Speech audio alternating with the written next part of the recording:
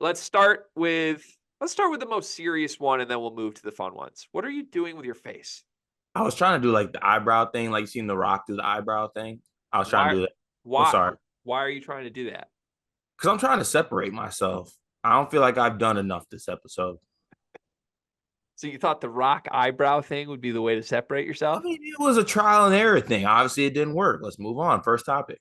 Okay, the first topic today is I want to talk about the three Big East losses to start conference play. Marquette is 0-1 in the Big East. UConn is 0-1 in the Big East. Creighton is 0-1 in the Big East. Now, there have been some quote unquote impressive results from the teams that beat these teams. I think what Villanova did last night, that looked like a good basketball team going in and stealing that game against Creighton. There's also serious questions about Creighton. Seton Hall looked like a totally different team than what we saw when they lost to Rutgers at home. Again, Klingon was out, but that was an impressive win. And Providence at home is a beast. We know that. They smoked Marquette. With that said, if the top three teams in any other conference started the season 0-1, I feel like the national narrative would flip pretty harshly against, well, how good is this conference really? Like, for example, I mean, Purdue lost to Northwestern. Michigan State's 0-2 in Big Ten play. People still are very confident Purdue's very good. But if say those two had happened and Illinois also was 0-1, I think there would be some pretty loud, look how bad the Big Ten is. If God forbid in the Big 12, Kansas and Houston and Baylor were all 0-1 in conference play, I think there would be a lot of walking back. Well, how good really is this conference? For whatever reason, the Big East right now, it's just, oh, well, this conference is deep. There's so much here. You can't sleep on Providence. Seton Hall's got a little more than we thought. Shaheen Holloway's doing it again. Like, I'm sorry. I have serious questions with all three of the quote-unquote favorites in this conference. Marquette was supposed to be a dominant team. They have 3 losses on the season thus far. It hasn't come to fruition yet. UConn without Klingon isn't scary at all. I'm sorry, and I know they're built for March and not built for December. Winning 4 of your last 16 conference openers is a horrible look for a proud program. Like maybe win those games at a certain point. And Creighton stinks. I'll flat out say it. Creighton's soft. They have 3 players. Their point guard is shaped like a middle schooler. I don't see it with these 3 teams, and I want people nationally to start talking about it under that lens and not how good Seton Hall and Villanova and Providence are right now. What do you see from these 3 teams? No, I think you hit the nail on the head because it's honestly kind of annoying. And I said that it always comes down to this is the Nova we saw. Oh, Nova ball. Oh, Big East blood. God, it's so hard to win at Seton Hall. I watched a bad Rutgers team dog Seton Hall. Don't try to tell me Seton Hall is that great. I get it.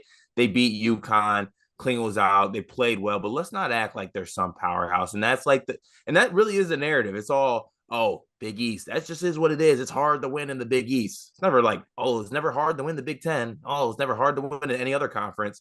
When it comes to the Big East, it seems to be like they get graded on a curve for some reason. And I don't really get why. Like when you really look at it, let's really look at this conference. UConn and Marquette are probably tip top, whatever you want to call it, cream of the crop. The third team is Creighton. Creighton might actually stink. Xavier stinks. St. John's stinks. Villanova also stinks. Seton Hall stinks. Like, let's not act like it's, I don't know. I just feel like I said, the Big East gets graded on a curve, and I love the Big East. Don't get me wrong. But when are we allowed to just grade everybody the same? Look at everybody through the same lens. This is a conference that has 3 teams in the top 25 right now. Those 3 teams are 0-3 in conference play. Like, and I get it's hard to win on the road in conference play.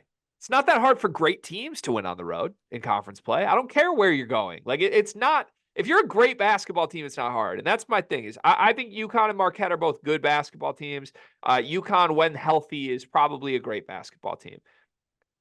I got to stop flip-flopping on Marquette because I go back and forth between this team can win it all. They deserve to be in the top 4, and no, they don't. And I think they're inconsistent. That's where I've landed on this. When Marquette plays their best, they're fantastic, but they have no business being this inconsistent as a team that returns so many key pieces with a veteran senior point guard, right? Like, you should not be this inconsistent if Tyler Kolek is the best point guard in the country.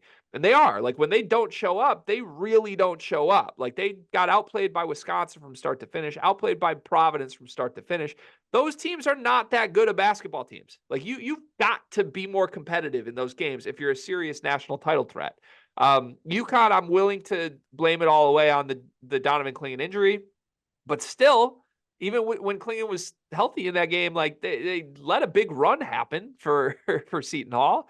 And yeah, Creighton, I think people just want Creighton to be good. I don't think Creighton's done anything this season that makes us think they're actually good. People just want to believe that team's good because it's a fun offense and the way they play is cool. But yeah, everybody else, like, there are some middle of the pack teams I think are like NCAA tournament teams. Like, I think Villanova is going to find their way to the tournament. I know their losses are really bad. They are 4-0 against KenPom top 50 teams this year. That's impressive. They won the battle for Atlantis. Like, they've at least done something. I think Butler's better than people would give them credit for. I think Providence is fine.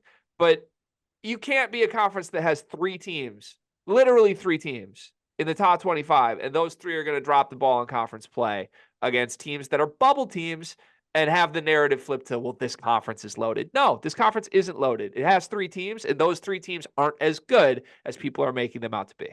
We love the Big East. When you love something, you hold them to a standard. And I want everyone to do that. Yeah. Yeah. That's all I'm saying. We would start busting out the nicknames for other conferences. Like, I've been affectionately referring to my conference as the Tiny 10. Like, when does this become the Little East? When does this become the Big Least? Like Big Least a lot more. More than Little East? Yeah, but can I also get a who wins the Big East this year? Sure. Who wins? I'd like to ask you first. I thought I could flip that on you so fast. Sure, who wins? Is it crazy that I think Villanova might win? Yes. I think Villanova might win. I want everyone in the Big East to listen and listen good. If you let Kyle Neptune get his hands on the Big East regular season title, there will be consequences. Okay? Because you're not just affecting you, you're affecting me and my life. Okay? So let's let that be known. The one thing I feel really confident in is that UConn is going to go like 12-8 in conference play, be a 6 seed in the NCAA tournament, and then they're going to win the national title, and everyone's going to be like, well, we knew all along they were the best team in the sport. I'm like, no, they were 12-8 in an average Big East conference.